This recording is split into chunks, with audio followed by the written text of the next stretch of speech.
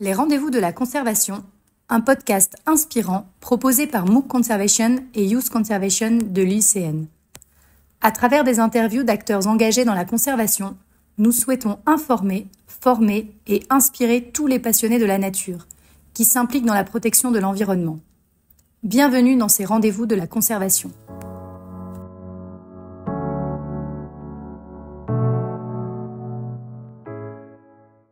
Bonjour Frédéric, je suis ravie de vous recevoir aujourd'hui pour un nouvel épisode de notre podcast Les rendez-vous de la conservation. Frédéric Ungart, vous êtes expert et consultant en gestion des aires protégées, faune et parcours naturels, activiste environnemental et vous êtes actuellement engagé dans l'ONG BEES en tant que chargé de projet pour le programme Biodiversité. Alors Frédéric, je vais vous laisser la parole avec une première question que j'ai l'habitude de poser à mes invités. Est-ce que vous pourriez nous parler de votre parcours académique et professionnel et en particulier de ce qui vous a amené à vous engager pour la biodiversité et puis le développement durable en général? Merci Frédéric, la parole est à vous. Alors, bonjour à toutes et à tous. Merci beaucoup de m'accueillir. C'est un plaisir d'être ici pour parler de mon parcours et de ma passion pour la conservation. Parlant de mon parcours académique, après le cursus primaire et secondaire couronné d'un bac D, option biologie-géologie, en 2012, j'ai fait une licence professionnelle en aménagement et gestion des aires protégées, option faune et flore, à l'École nationale supérieure d'aménagement et de gestion des aires protégées et sous la faculté d'agronomie de l'Université de Parakou en 2016. Et ensuite, j'ai fait un master professionnel en sciences agronomiques, spécialité aménagement et gestion des aires protégées, faune et parcours naturels, à l'école d'aménagement et de gestion de l'environnement de la faculté des sciences agronomiques de l'université d'Abomey-Calavi. En plus du master, j'ai eu l'opportunité de faire à Ouagadougou, au Burkina Faso, le diplôme universitaire en gestion des aires protégées, spécialité lutte contre la criminalité environnementale.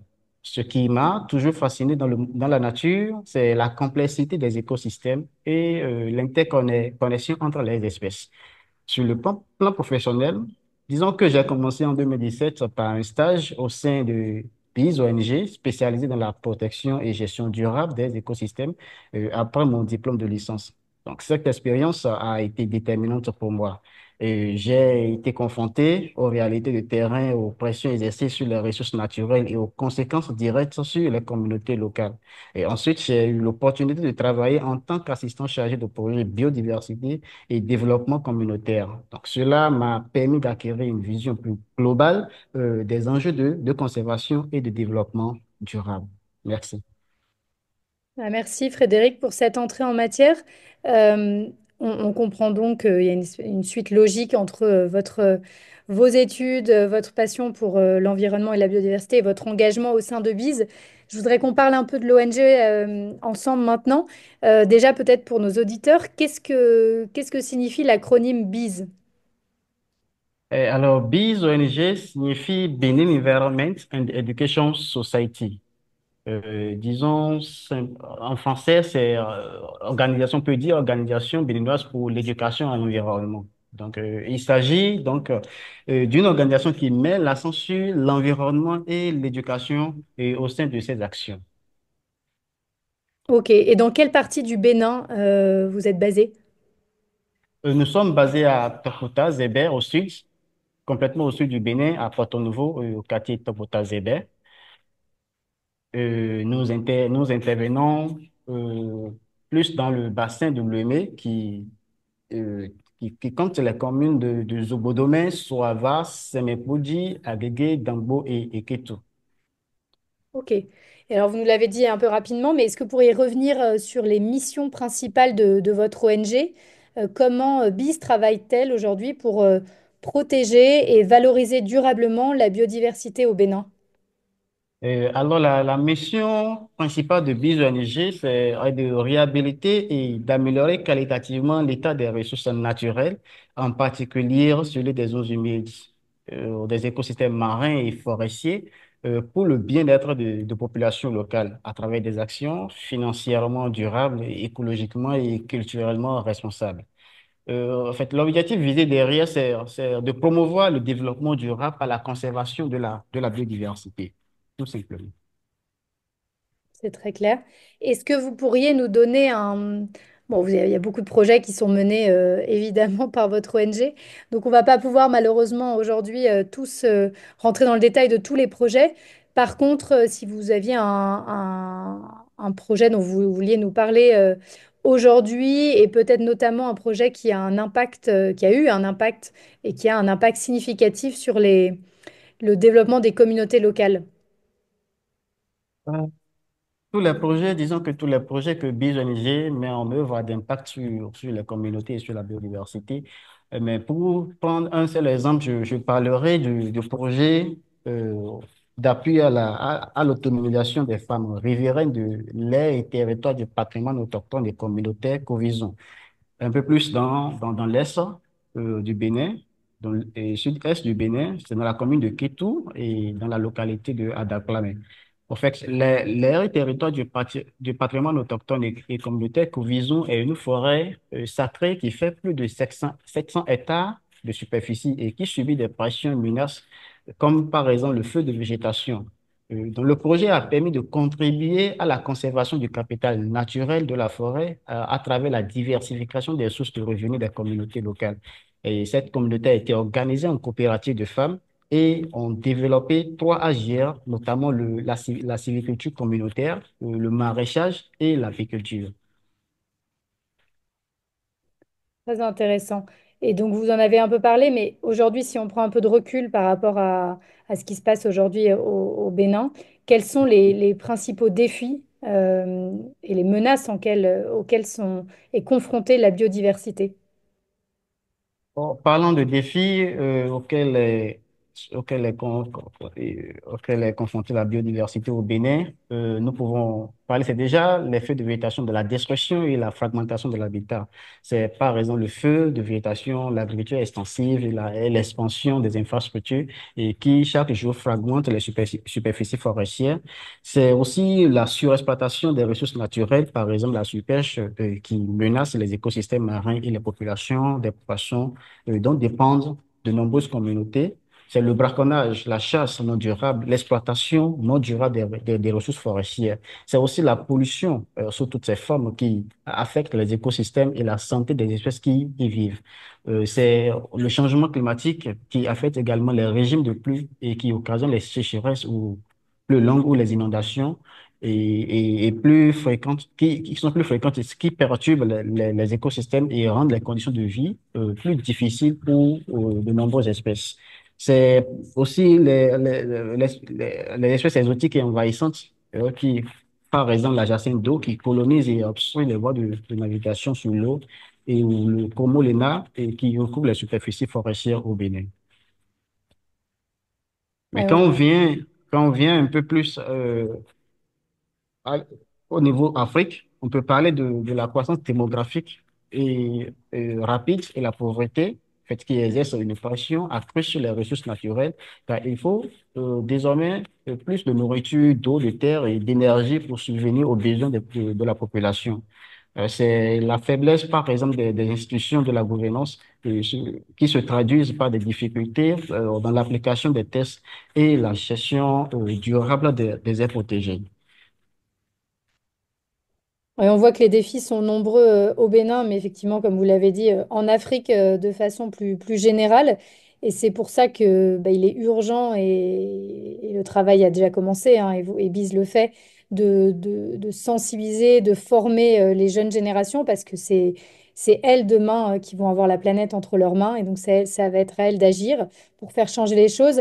Et je crois que chez BIS, vous êtes très actif sur le plan de l'éducation environnementale. Est-ce que vous pourriez nous parler un petit peu d'éducation environnementale au Bénin? Comment vous voyez l'évolution de la sensibilisation à la conservation? Est-ce qu'il y a des choses qui ont changé ces dernières années? Est-ce que les comportements et les mentalités évoluent?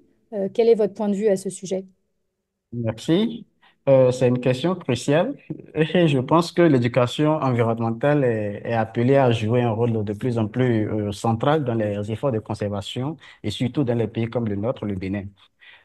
Chez nous, par exemple, à Biz ONG, nous considérons que l'éducation, l'information, la sensibilisation sont des outils essentiels pour atteindre nos objectifs de conservation. Nous nous efforçons de les promouvoir à travers diverses activités, c'est, comme par exemple la sensibilisation du public, les interventions dans les écoles, la diffusion d'outils pédagogiques. Mais bon, dans les années à venir, je vois plusieurs évolutions majeures à travers une approche plus intégrée. Je pense que l'éducation environnementale ne sera plus une discipline isolée, mais sera de plus en plus intégrée dans tous les niveaux d'enseignement et dans tous les secteurs de la société. Euh, je pense aussi qu'à travers l'utilisation des nouvelles technologies, on peut s'attendre à que les outils numériques, notamment les applications mobiles, les jeux vidéo, ainsi de suite, offrent de nouvelles possibilités pour sensibiliser et éduquer le public, en particulier les jeunes générations. Je pense également que l'éducation environnementale ne se limitera plus à la transmission de connaissances, mais cherchera à encourager l'action et l'engagement. Et enfin, je pense que l'adaptation aux contextes locaux est aussi un critère à prendre en compte, car l'éducation environnementale devra être adaptée aux réalités et aux besoins spécifiques de chaque territoire et de chaque communauté. Ouais, merci Frédéric. Je pense qu'effectivement, au sein du Papaco et du Conservation, on est totalement en ligne avec vos propos et on espère effectivement que l'approche à l'avenir sera plus intégrée pour que ça soit pas une discipline à part, mais au contraire que ça soit vraiment diffusé dans toutes les disciplines et dans les parcours, dans les programmes pédagogiques à l'école, parce qu'il y a vraiment un enjeu majeur à ce que les choses changent et ça passera uniquement par l'éducation des jeunes générations. Euh, Frédéric, je vous l'avais un petit peu dit, mais qu'est-ce qui vous inspire aujourd'hui le plus dans votre engagement pour la protection de la biodiversité et votre travail au quotidien au sein de Bise? Ce qui m'inspire le plus dans mon engagement pour la protection de la biodiversité et mon travail au sein de BISE, c'est avant tout la connexion intime et essentielle entre l'humanité et la nature. Donc, je suis au fait convaincu que nous ne pouvons pas vivre en bonne santé, prospérer ou même survivre à long terme si nous continuons à détruire les écosystèmes qui nous fournissent le nécessaire dont nous avons besoin. Donc, à BIS, cette conviction se traduit par une approche holistique et intégrée de la conservation, au fait. Donc, nous ne nous contentons pas de protéger les espèces ou les habitats, nous cherchons à les réhabiliter et à les améliorer qualitativement pour le bien-être des communautés locales. Donc, cette dimension sociale est fondamentale pour moi. Et je suis profondément touché par la résilience et l'ingéniosité des communautés locales qui ont souvent développé des savoirs traditionnels et des pratiques durables pour vivre en harmonie avec leur environnement. Donc, pour moi, travailler à leur côté, apprendre d'eux et les soutenir dans leurs efforts pour protéger leurs moyens de subsistance, c'est une source d'inspiration constante. Et je suis également motivé par la conviction que chaque petite action ou chaque geste compte, que ce soit en sensibilisant le public, et en restaurant un écosystème dégradé, en promouvant des pratiques agricoles durables ou en renforçant les capacités des acteurs locaux. Nous pouvons tous contribuer à construire un avenir un tant soit peu durable. Donc, enfin, je suis inspiré par l'esprit d'équipe et l'engagement des membres de Bison G. Travailler avec des personnes aussi passionnées, compétentes et animées par les mêmes valeurs, c'est un privilège. Nous partageons une vision commune d'un avenir où l'humanité et la nature coexistent en harmonie et nous mettons tout en œuvre pour faire de cette vision-là une réalité. Merci Frédéric. On a parmi nos auditeurs des jeunes auditeurs. Est-ce que vous auriez un conseil à leur donner pour ceux et celles qui hésitent encore, mais qui souhaitent s'engager dans la conservation et la préservation de la biodiversité?